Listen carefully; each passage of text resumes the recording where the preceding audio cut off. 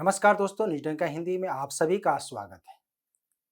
3 दिन पहले जब शरद पवार ने एनसीपी के अध्यक्ष पद से इस्तीफा देने का ऐलान किया था, तब हर किसी को हैरानी हुई थी। इसके बाद तो उनके समर्थक उनके इस निर्णय को वापस लेने के लिए प्रदर्शन कर रहे थे। इसके बाद पार्टी ने कहा कि शरद पवार अपने फैसले पर विचार करने के लिए 2 से 3 दिन का समय मांगा है। शरद पवार के इस्तीफे का ऐलान एक फिल्म की तरह है, जिसमें शुरुआत, मध्यांतर और अंत है। इसका 2 भाग खत्म हो चुका है। अब आखिर में क्या होगा, इसी पर सभी की निगाहें टिकी हुई हैं। 3 दिन में कई बातें कही और सुनी जा चुकी हैं, लेकिन जब 3 दिन बाद शरद पवार के फैसले पर एनसीपी की समिति बैठक करती है तो 10 मिनट में ही यह फैसला हो जाता है और समिति ने कहा कि उनके फैसले को मंजूर नहीं किया जाएगा। इस पर शायद किसी को हैरानी नहीं होगी, क्योंकि सबको पहले से पता था कि क्या होने वाला है। अब गेंद शरद पवार के पाले में है। इससे पहले शरद पवार का एक समर्थक आत्मदाह की कोशिश कर चुका है। अब सवाल यह है कि क्या शरद पवार एनसीपी के अध्यक्ष बने रहेंगे या समिति के निर्णय को दरकिनार कर अपने फैसले पर कायम रहेंगे। लेकिन अगर शरद पवार अपने निर्णय पर कायम रहते हैं तो सवाल उठेगा कि आखिर इतना तामझाम क्यों। जब यही करना था तो उसी दौरान कह देना चाहिए था कि मैं फैसला नहीं बदलूंगा, दूसरा अध्यक्ष चुना जाए। लेकिन उन्होंने ऐसा नहीं किया, बल्कि 3 दिन शक्ति प्रदर्शन होता रहा और कुछ दिन और होगा और चलता रहेगा। वहीं अजीत पवार चुपचाप देखते रहे, खामोशी से एकटक। सवाल यह है कि क्या अजीत पवार एनसीपी के इस निर्णय से खुश होंगे, जो खुद शरद पवार को यह बताने गए कि आपका इस्तीफा मंजूर नहीं किया गया है। दरअसल शरद पवार ने सब कुछ तय करके रखे हुए हैं।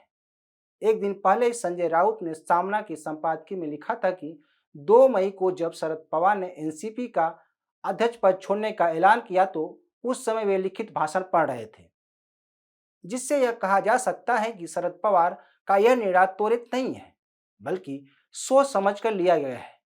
ऐसी कई बातें हैं जो यह साबित करती हैं कि शरद पवार ने अचानक फैसला नहीं लिया।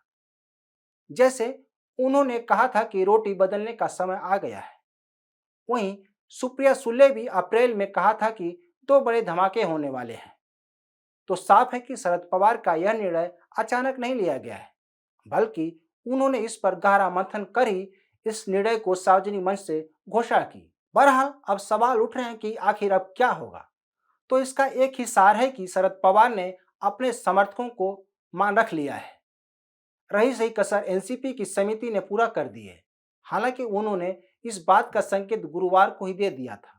उन्होंने अपने समर्थकों से बात करते हुए कहा था कि आप सभी के भावनाओं की कदर की जाएगी, इसके लिए मुझे कुछ और समय चाहिए।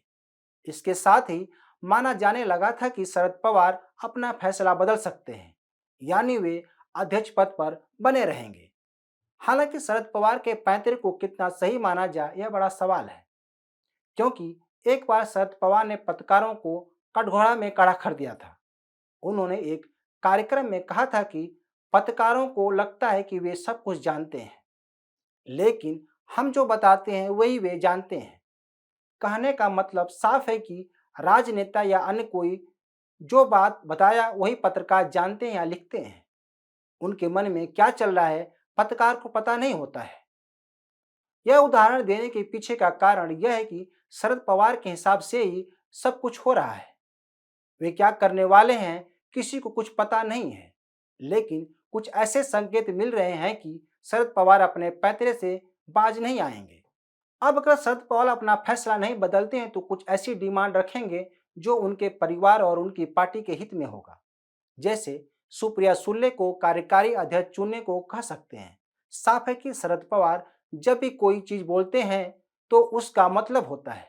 वह किस तरह से उनके और उनकी पार्टी के हित में है, यह ज्यादा जरूरी होता है। सबसे बड़ी बात यह है कि शरद पवार बिना फायदे के कुछ नहीं करते और न करते हैं। अभी जो भी हो रहा है वह एनसीपी के फायदे के लिए ही है। कहा जा रहा है कि जिस तरह से एक बार फिर अजीत पवार बगावत करने के फिराक में थे, वह अब थम गया है। वे बीजेपी के साथ जाने वाले थे। हालांकि अजीत पवार कह चुके हैं कि वे मरते दम तक एनसीपी नहीं छोड़ेंगे। कहा जा सकता है कि बिना आग के धुआं नहीं उड़ सकता। कुछ तो सच्चाई जरूर होगी। यानी कहा जा सकता है कि शरद पवार ने अपने तामझाम से पार्टी को टूट से बचा लिया है। दूसरी तरफ उन्होंने यह दिखा दिया कि पार्टी में वे ही एकमात्र सर्वमान्य नेता हैं। उनके मुकाबले कोई दूसरा खड़ा नहीं हो सकता है। जिस तरह से उनके समर्थकों ने अपनी भावनाएं रखी, उससे साफ है कि शरद पवार अभी अध्यक्ष पद पर बने रहेंगे। माना जा रहा है कि शरद पवार से पार्टी के और अन्य नेताओं ने 2024 तक इस पद को संभालने को कहा है। वहीं शरद पवार ने भी कहा है कि उन्हें अपने फैसले पर विचार करने के लिए अभी कुछ दिन और चाहिए।